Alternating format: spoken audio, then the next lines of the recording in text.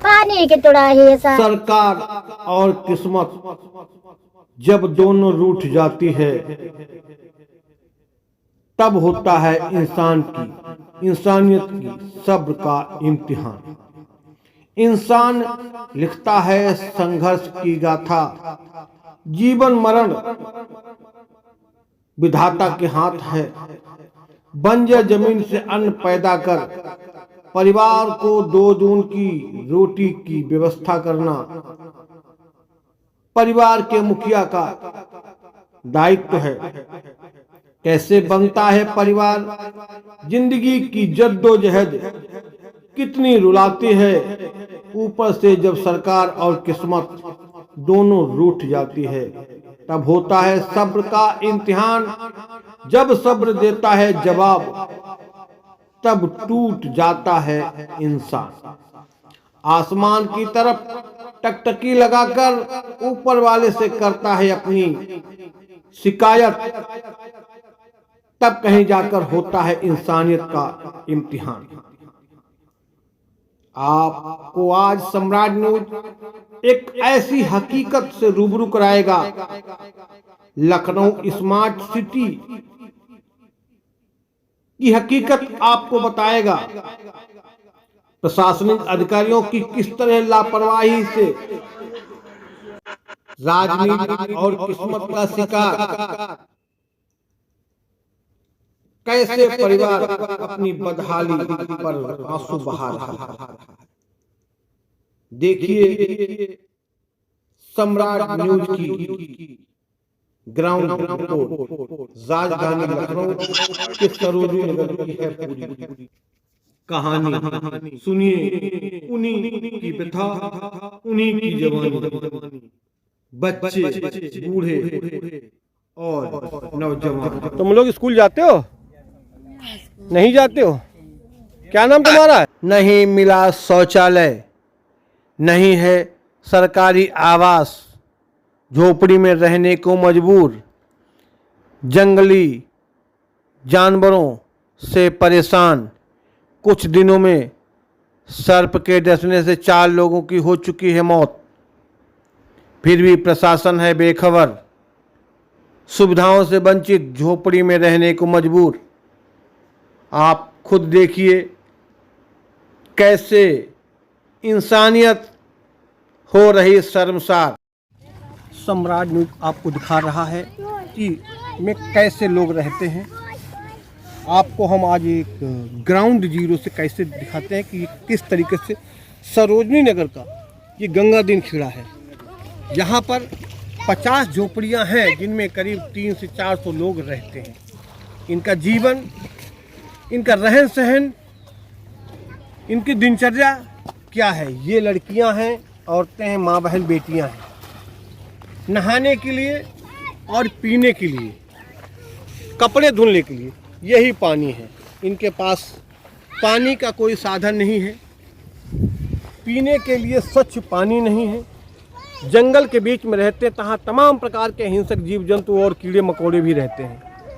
कई बार हादसे भी हो जाते हैं, मगर प्रशासन की निगाह इन पर नहीं पड़ती। ये अपनी खुशनसीबी कहें कि लखनऊ में रहते हैं या बदनसीबी, इनकी सुध लेने वाला कोई नहीं है। इन लोगों को कहना है कि बच्चे शिक्षा से वंचित हैं, युवा रोजगार से वंचित हैं, बुजुर्ग सरकारी सुविधाओं से वंचित हैं। इनका जीवन किस तरीके यापन होता है, इनसे बात करने पे इनका जो दर्द है इनकी आंखों से छलकता है। इनकी आंखों से आंसू आते हैं, कहते हैं मेरी बड़ी बच्चे हैं, बच्चे बड़े हैं, लेकिन उनके लिए कोई ना तो सरकारी तरफ से शौचालय की सुविधा मिली है, ना इनको कहीं कोई आवास मिला है, ना इनके लिए रहने के लिए कोई सरकार ने कोई झुग्गी झोपड़ी या धर्मशाला की व्यवस्था की है। यहीं नहर के किनारे, तालाब के किनारे, बम्बी के किनारे बच्चे, बड़े बुजुर्ग, महिलाएं और बहू बेटियां सब यहीं आकर के कपड़े धुलना है, नहाना है, खुले में नहाना है, खुले में कपड़े धुलना है। इज्जत प्यारी है, सम्मान भी है, शर्म भी लगती है, पर करें क्या? मजबूरी है, बेबसी है, संसाधनों की कमी है। जीवन यापन करने के लिए पहले पेट की आग बुझाने के लिए दिन भर मेहनत करते हैं, तब जाके कहीं 2 वक्त की रोटी मिलती है। रोटी की जद्दोजहद में इनका जीवन बीतता चला जा रहा है। 40 से 50 साल हो गए इन लोगों को यहीं जीवन यापन करते हुए, और 40-50 साल पहले जो हालात इनके थे आज भी वही हालात हैं। बदलाव दुनिया के लिए है, लोगों के लिए है, पर इन बदनसीब लोगों के लिए कोई बदलाव नहीं। अपना दर्द बताते बताते इनकी आंखों में आंसू आ जाते हैं। अपनों को इन्होंने यहीं पे खोया है, लेकिन आज भी सरकारी सुविधाओं से मरहूम है। कि बड़ी बड़ी बात करने वाले अधिकारी, मुख्यमंत्री, प्रधानमंत्री हर व्यक्ति को शौचालय और आवास की व्यवस्थाएं कराते हैं। घर घर बिजली की व्यवस्था की गई है। हर झुग्गी झोपड़ी को आवास दिया जाता है, बिजली का कनेक्शन दिया जाता है, गैस का व्यवस्था की जाती है। इनके पास न तो उज्ज्वला योजना के तहत गैस की व्यवस्था है, न ही आयुष्मान कार्ड है इलाज के लिए, न ही इनके पास बिजली की व्यवस्था है, न ही इनके पास शौचालय है, और न ही इनके पास रहने का आवास। बात यहाँ तक कि करें कि शिक्षा से भी वंचित हैं। जब वे शिक्षित नहीं होंगे तो अपने अधिकारों के विषय में जानते भी नहीं कि इनका अधिकार क्या है। इनका तो बस यही है जीवन, जद्दोजहद करते हैं 2 वक्त की रोटी के लिए। कैसे शाम को अपने बच्चों का पेट पालन करना है। मैंने पूछा कि आप करते क्या हैं, कैसे आप अपने परिवार का जीवन यापन करते हैं, तो इनका कहना है, क्या कहना है खुद सुनते हैं इन्हीं की जुबानी, कैसे ये अपना और अपने परिवार का जीवन यापन करते हैं। आइए जानते हैं। रामदास, कितने लोगों का परिवार होगा यहाँ पर? यहाँ करीब बहुत सहा दर्द अब नहीं सहा जाता, आँखों से आंसू रुकने का नाम नहीं लेते, अपनों की पीड़ा बर्दाश्त नहीं होती।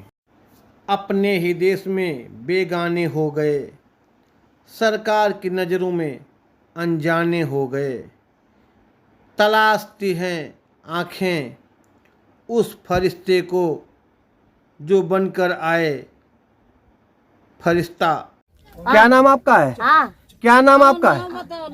हमारा नाम है सोनकली। सोनकली। क्या कुछ इसी झोपड़ी में रहती हो? झोपड़ी में साहब, पानी की थोड़ा ही है साहब, मकान कुछ नहीं? मकान नहीं है साहब। खाने पीने की व्यवस्था? खाने पीने की यहाँ है, मांगे लाओ तो मेरे सबके दुआरे यहाँ खाई। गरीबों के बच्चे किस झोपड़ी में, किस आलीशान महल में रहते हैं आप देख सकते हैं। ये इनका आलीशान महल है, सपनों का आशियाना। हर माँ बाप सोचता है कि अपने बच्चों को अपने नौनिहाल होने वाले भविष्य के लिए एक सुंदर सा मकान हो, भले छोटा हो पर अपना हो। आपको यहाँ दिखाते इन लोगों के बच्चे कैसे बड़े होते हैं, इनकी दिनचर्या को मैंने आपको दिखाया कि कैसे जीवन यापन। ये है इनका सोने का पालना जिसको कहते हैं। माँ बाप अपने बच्चे को किस तरीके पर करते हैं। ये 4 डंडी को बांध करके इन्होंने पालना बना रखा। ये इनका महल है। लगातार सरकार गरीबों के लिए आवास की सुविधा करती है।